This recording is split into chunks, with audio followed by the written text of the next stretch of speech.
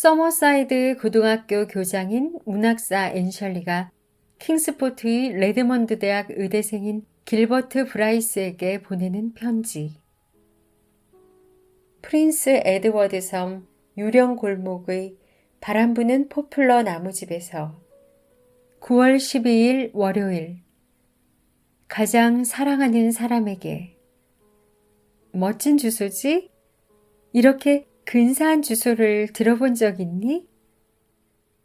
바람 부는 포플러 나무집은 내 새집 이름이야. 너무 마음에 들어. 유령 골목도 마음에 들어. 법적인 이름은 아니지만 말이야. 원래 이름은 트렌트 거리였는데 신문 기사에서가 아니면 아무도 그 이름으로 부르지 않아. 그리고 설령 신문 기사에 그렇게 써 있어도 사람들이 읽고 그게 대체 어디야? 라고 말해. 왜 유령골목이라고 불려지는지는 모르겠어. 레베카 듀한테 왜 그게 유령골목이냐고 물어봤는데 그 사람이 해줄 수 있는 얘기는 오래전에 거기에 유령이 출몰한다는 이야기가 있었다는 거였어. 하지만 레베카는 자기 자신보다 더 흉측하게 생긴 건 본 적 없다고 했어. 이 얘기는 이쯤 해야겠어. 길버트는 아직 레베카 듀가 누군지 모르니까 말이야. 하지만 곧 알게 될 거야. 알게 되고 말고. 아마 앞으로도 내 편지에서 레베카 듀가 자주 등장할 거야. 내 사랑, 지금은 황혼이 저물고 있어. 말이 나왔으니 말인데 황혼은 너무 멋진 단어 아니니? 땅거미보다 나은 것 같아.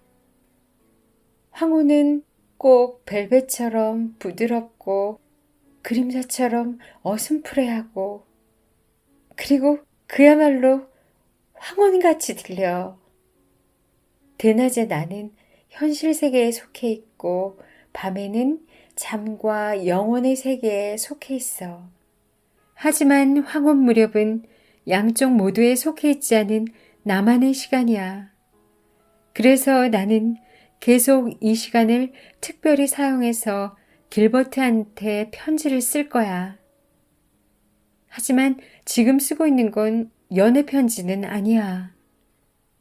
내가 가진 펜은 너무 거친데 거친 펜이나 긁히는 펜이나 다 다른 펜으로는 연애 편지를 쓸 수 없거든. 그래서 그런 종류의 편지는 내가 적절한 종류의 펜을 가진 후에 받을 수 있을 거야. 펜을 얻기 전까지는 일단 내 새로운 주거지랑 이웃들에 대해 소개할게.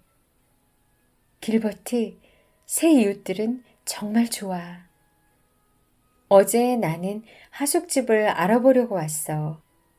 린다 아주머니께서 같이 오셨어. 명목상으로는 쇼핑을 하러 오신다고 하셨지만 사실은 내가 하숙집 고르는 걸 도와주러 오셨다는 걸 난 알아. 내가 대학에 들어가서 4년 동안 문학사 과정을 수료하고 학사 학위를 땄지만 린다 아주머니는 아직도 나를 경험이 부족한 어린애로 생각하고 반드시 조언을 해주고 일일이 이끌어줘야 한다고 생각하셔. 나랑 아주머니는 기차를 타고 왔어. 아, 길버트. 지금까지 중 가장 우스꽝스러운 사고가 있었어. 너도 알겠지만 나는 사건 사고가 저절로 따라오는 사람인가 봐. 내가 사건 사고를 끌어당기기라도 하는 것처럼 말이야.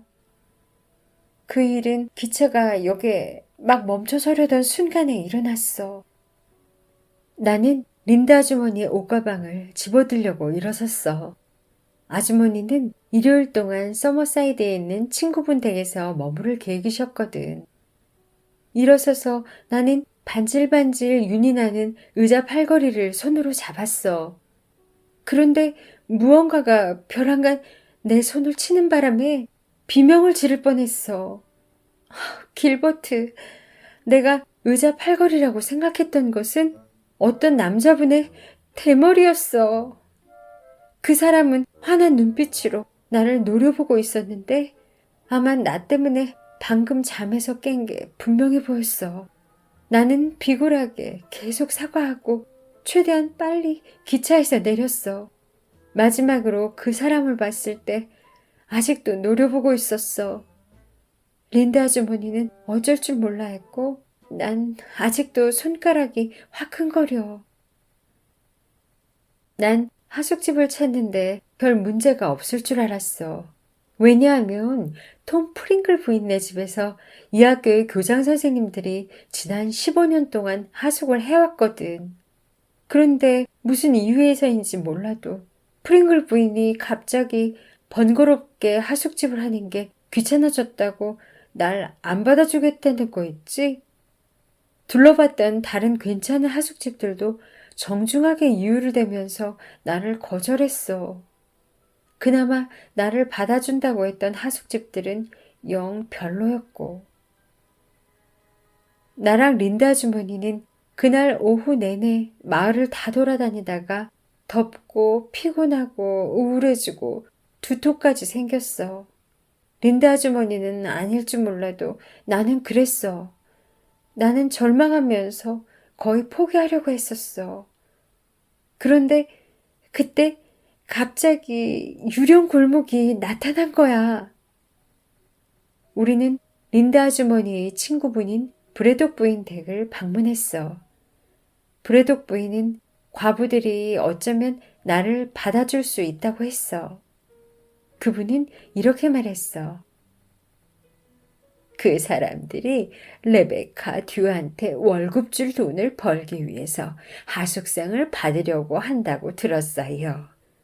추가 수입이 없으면 레베카 듀를 계속 고용할 여력이 안 될 거라고 하더라고요. 만약에 레베카 듀가 없으면 누가 그 늙은 암소의 젖을 짜겠어요? 그 부인은 마치 내가 그 암소 젖을 짜야 하기라도 하는 것처럼 나를 뚫어지게 쳐다봤어. 하지만 내가 소 젖을 짤 수 있다고 주장한데도 안 믿을 것 같은 모습이었어. 린드 아주머니가 물었어. 과부들이라는 건 누굴 말하는 거예요? 왜 그 케이트 아주머니랑 채티 아주머니잖아요. 브래독 부인은 사람이라면 누구나 심지어 세상 물정 모르는 철부지 학사학위 소지자여도 케이트 아주머니와 채티 아주머니가 누군지 알 거라는 듯한 말투로 말했어. 케이트 아주머니는 에머서 맥콤보의 부인이었어요. 에머서 맥콤보는 선장이었죠. 그리고 채티 아주머니는 링컨 맥클린 부인인데 남편이 선장은 아니었고 그냥 과부예요. 누구나 이 사람들을 아주머니라고 불러요. 그 사람들은 유령골목 끝에 살아요. 유령골목? 그렇게 일이 결정되었어. 나는 무조건 그분들 집에 살아야 한다고 생각했어. 얼른 가서 그분들을 만나볼래요. 내가 린드 아주머니께 졸랐어. 잠시라도 늦장을 부리다가 유령 골목이 영원히 동화 속 나라로 사라져버릴 것 같았거든. 그 사람들을 만나더라도 애를 드릴지 말지 결정하는 건 레베카 듀예요.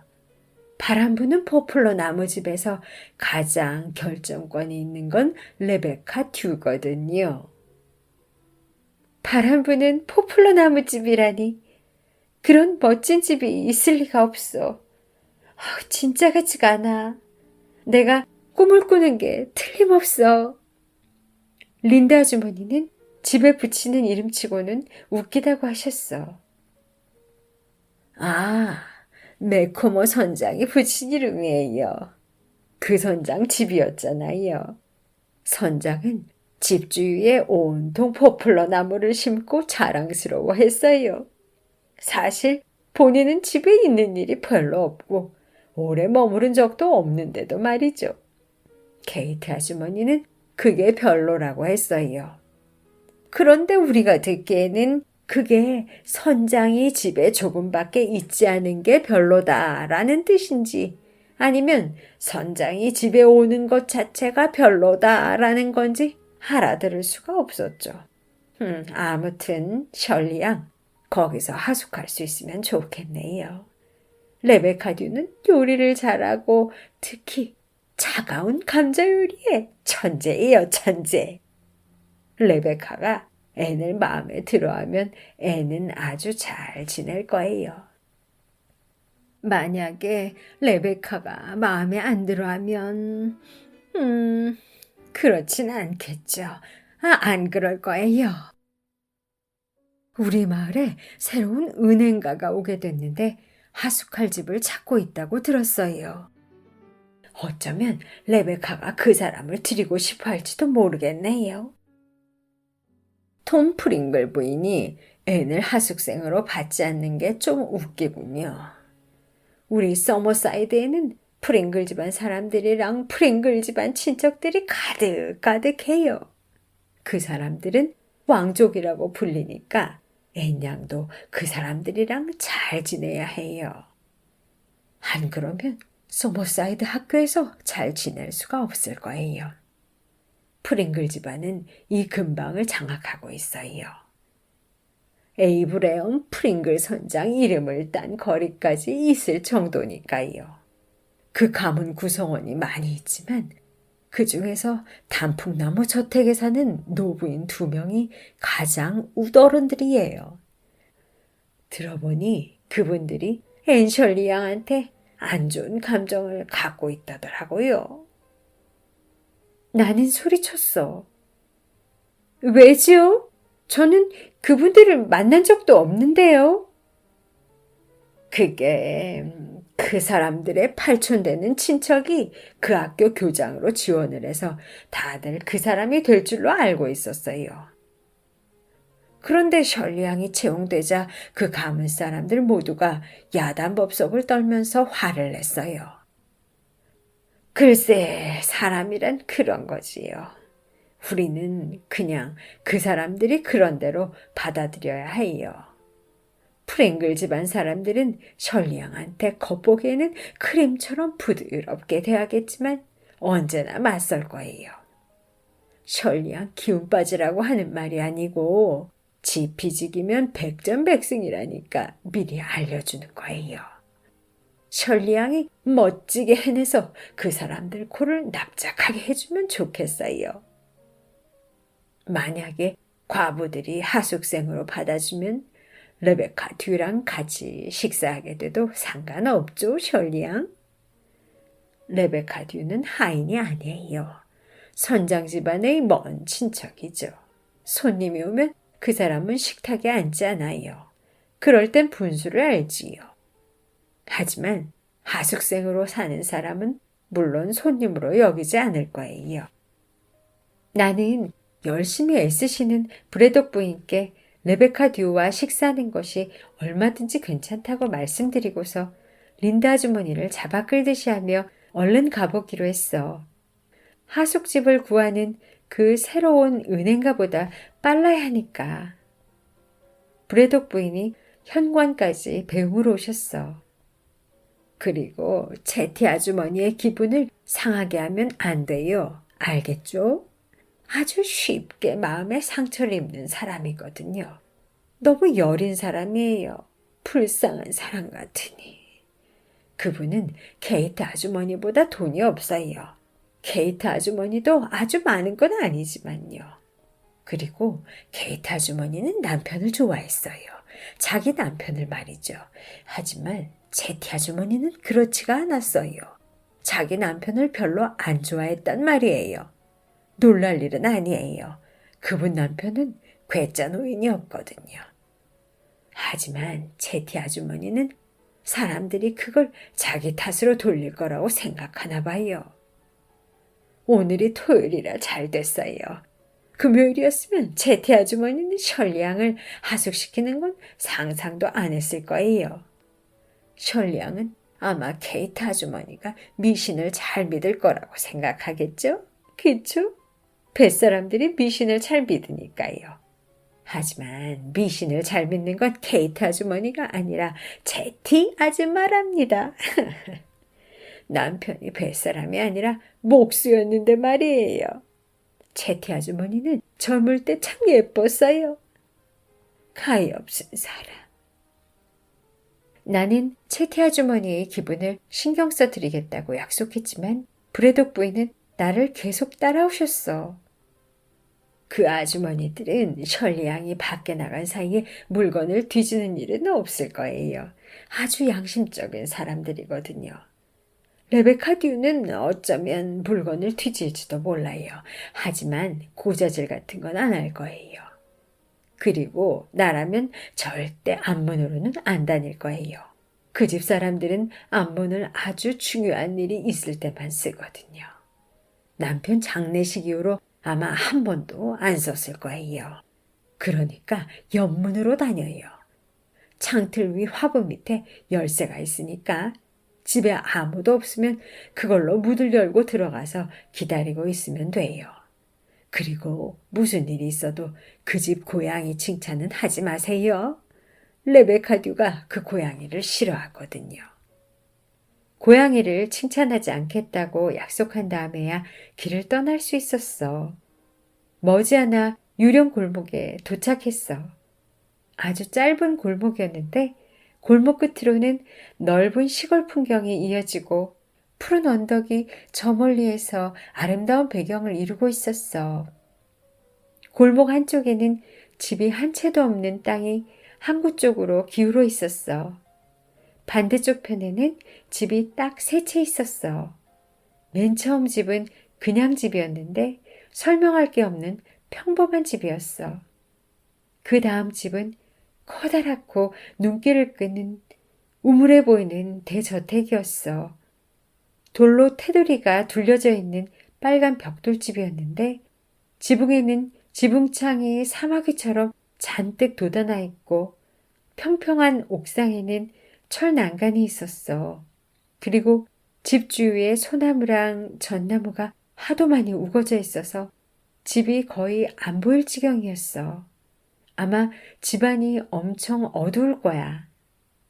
세 번째 집이 바로 바람 부는 포플러 나무집이었어.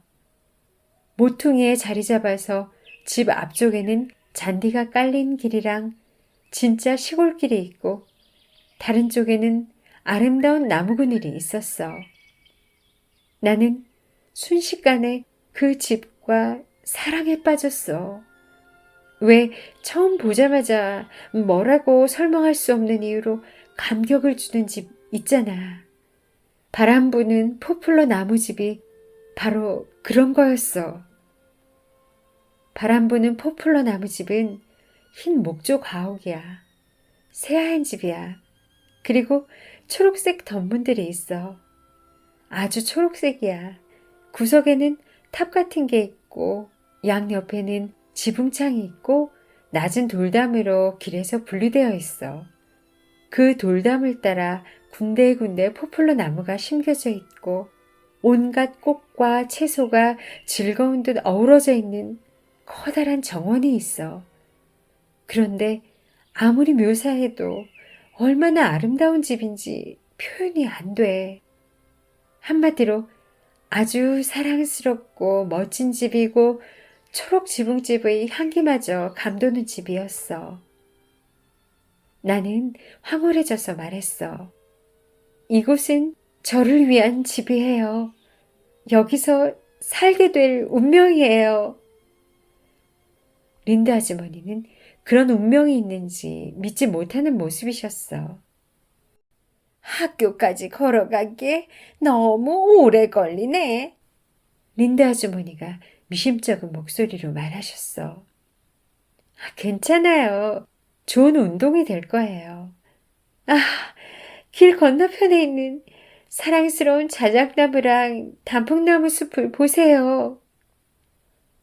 린드 아주머니는 그 나무들을 쳐다보셨지만 이렇게밖에 말하지 않으셨어.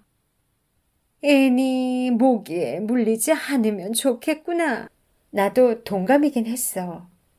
난 모기가 정말 싫어. 밤에 양심의 가책이 드는 것보다 모기가 방 안에 있는 게 더 잠을 못 이루게 하거든. 앞문으로 들어가지 않아도 돼서 오히려 다행이었어. 꼭 들어가지 말라고 막아서는 듯한 문이었거든. 나뭇결이 드러나 보이는 양쪽으로 열리는 육중한 문이었는데 빨간 꽃무늬 유리가 끼워져 있었어. 이 집이랑 전혀 어울리지 않는 문이었어. 작고 초록색인 연문은 잔디밭에 드문드문 파묻힌 돌로 만들어진 귀여운 오솔길을 따라가면 나와. 이 문이 앞문보다 훨씬 더 다정하고 환영하는 것처럼 느껴져. 그 오솔길 양옆에는 아주 잘 손질된 화단이 있었어. 거기에는 은선초랑 금낭화랑 참다리꽃이랑 페랭이꽃이랑 쑥이랑 신부의 부케라는 이름의 꽃이랑 빨갛고 하얀 데이지, 그리고 린드 아주머니가 무란꽃이라고 부르는 모란꽃이 있었어. 물론 그 꽃들이 이 계절에 다 피어있진 않았어. 하지만 1년 중 계절에 따라 적절한 시기에 모두 활짝 꽃을 피울 테지. 저 멀리 구석진 곳에는 장미가 심겨져 있는 구역도 있었어. 그리고 바람 부는 포플러 나무집과 그 옆집인 음침한 저택 사이에는 벽돌담이 있었는데 담쟁이 덩굴이 온통 뒤덮고 있었어.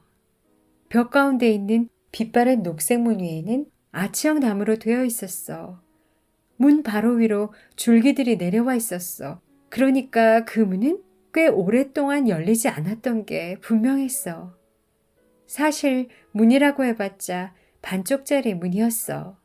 위쪽 절반은 타원형으로 그냥 뻥 뚫려 있기만 해서 옆집의 손질되지 않은 정원이 다 들여다 보였어. 바람 부는 포플러 나무집의 정원문으로 우리가 들어가던 바로 그 순간 오솔길 옆에 나 있는 클로버 한 무더기가 눈에 들어왔어. 무슨 충동에 사로잡혀서 나는 허리를 숙이고 클로버를 자세히 들여다보았어. 그런데 믿을 수 있겠니, 길버트? 내 눈 바로 앞에 네잎 클로버가 3개나 있었어. 얼마나 멋진 징조니? 프링글 가문 사람들도 이걸 갖고 싸움을 걸 수는 없을 거야. 그리고 그 새로운 은행가한테 전혀 기회가 주어지지 않을 거라고 확신했어.